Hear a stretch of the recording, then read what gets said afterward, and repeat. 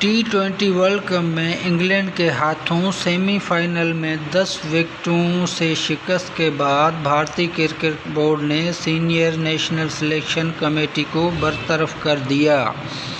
بھارتی میڈیا کے مطابق بی سی سی آئی نے چیتن شرما کی قیادت والی سینئر نیشنل سلیکشن کمیٹی کو برطرف کر دیا۔ بھارتی میڈیا کے مطابق بی سی سی آئی نے چیتن شرما کی قیادت والی سینئر نیشنل سلیکشن کمیٹی کو جمعے کو برطرف کر دیا۔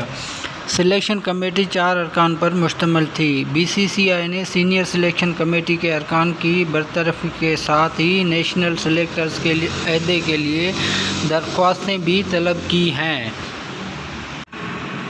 چیتن شرما کی قیادت والی سلیکشن کمیٹی کے دور میں بھارت ٹی20 ورلڈ کپ 2021 میں بھی ناک آؤٹ مرحلے تک پہنچنے میں ناکام رہا تھا، جبکہ ورلڈ ٹیسٹ چیمپئن شپ کے فائنل میں بھی ہار گیا تھا۔